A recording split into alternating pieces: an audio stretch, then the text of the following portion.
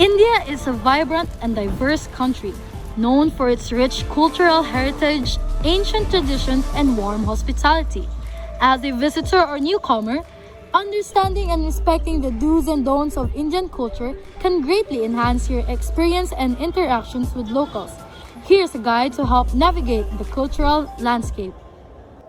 In India, saying hello isn't just something people do to be polite.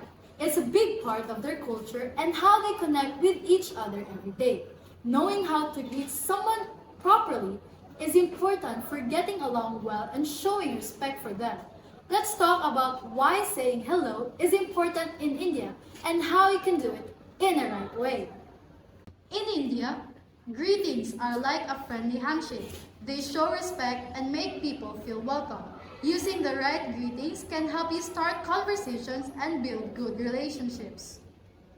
There are a lot of different greetings in India, like saying namaste, hi, or hello. Each greeting has its own special meaning and is used in different situations.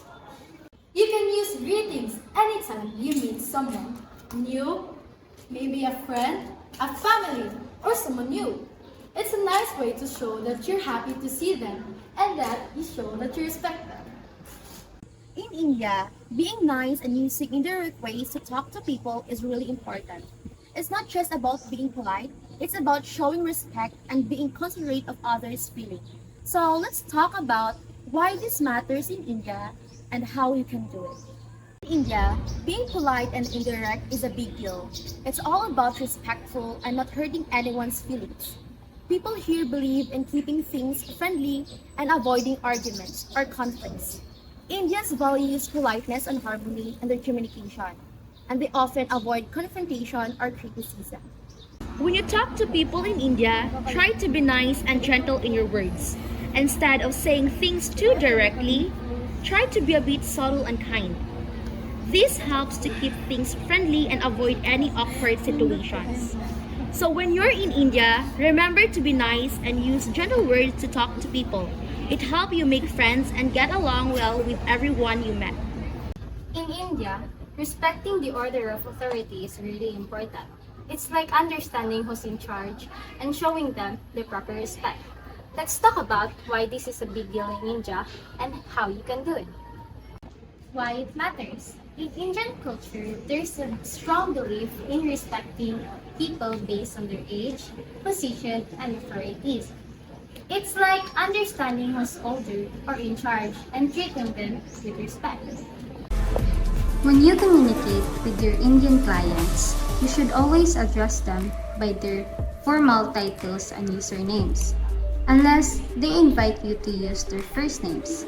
You should always show respect to the decision makers and influencers in the organization, and avoid bypassing or contradicting them. If you are dealing with a team, you should communicate with the leader first and follow their guidance on how to interact with the rest of the members. Remember, everyone has their place in the hierarchy, and it's important to treat everyone with kindness and respect. So whether you're talking to someone older or someone in charge, be polite and considerate in your words and actions. When you are talking with people in India, it is important to be patient, especially when you're making decisions or trying to come an agreement. Let's talk about why this is a good idea and how you can do it. Indians tend to take their time when deliberating decisions, regardless of the urgency or importance of decisions. Being patient means giving people the time they need to think and express themselves. It is about listening carefully to what they have to say and not rushing them into making a decision. When you are negotiating or making decisions with someone from India, try to be patient and understanding. Give them the time they need to think things through and express themselves. Remember that things might not always happen as quickly or directly as you are used to. So be flexible and open-minded and try to see things from their perspective. Take your time, listen carefully, and be willing to work together to reach a mutual agreement. When you're in India, it's really important to focus on building good relationships with the people you meet. Let's talk about why this matters and how you can do it. In India, Relationships are everything, whether it's with family, friends, or colleagues. Having strong relationships makes life better and helps you succeed. Indians prefer to do business with people they trust and like. So you should invest time and effort in building a personal relationship with your Indian clients. You should show interest in their culture, family, hobbies, and values, and share some information about yourself as well. You should also accept their invitations to social events such as lunches, dinners, or festivals and participate in their rituals such as greetings, gifts, or gestures. However, you should also respect their boundaries and avoid topics that may be sensitive or controversial such as politics, religion, or caste. Now that we're done with the things to do or the do's in India, let's now explore with their don'ts. So when visiting or interacting with people in India, it's essential to be mindful of various cultural norms and practices to ensure respectful and harmonious communication. Among these norms are certain don'ts or prohibitions that are important to observe to avoid causing offense or discomfort.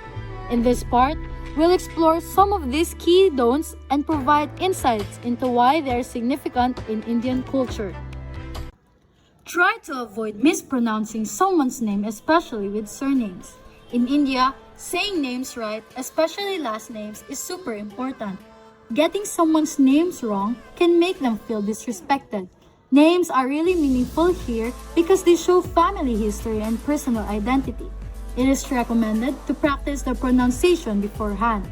It is good manners to do so, but also can help avoid insulting your Indian acquaintances because many names are also names of Hindu gods.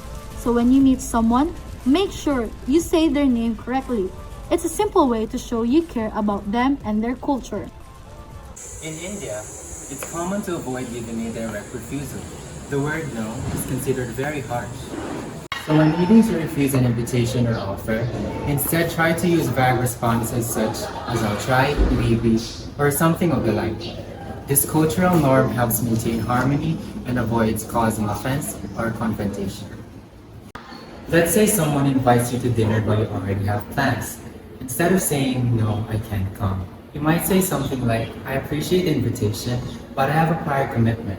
Perhaps we can plan for another time. This way, you acknowledge the invitation respectfully without outright refusal.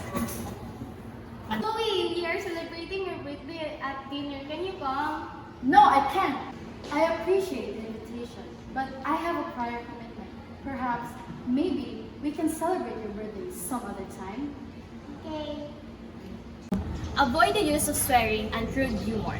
It's important to avoid swearing and crude humor in India because this can be considered offensive and disrespectful, particularly in polite or formal settings.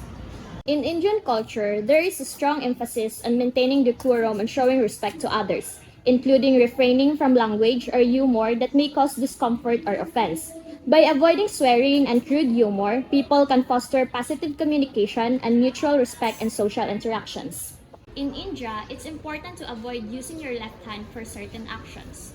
To demonstrate respect and prevent unintended offense, use your right hand for these types of interactions. Never point with your index finger, particularly at sacred items or paintings. Instead, motion with your chin or extend your hand, palm flat and skyward at the object you're referencing. In India, it's common to avoid openly criticizing others. This is because direct criticism can be seen as disrespectful or confrontational, potentially causing embarrassment or offense. Instead, people often prefer to offer constructive feedbacks or address concerns in a more tactful and subtle manner. This helps maintain position relationships and harmony within the social interactions.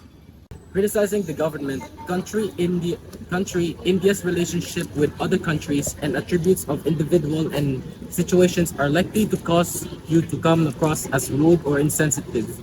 It would be better to keep your opinions to yourself unless you are wholly confident in the situation and who you're speaking with. Let's say you're discussing a project with a colleague in India and you notice a mistake they made.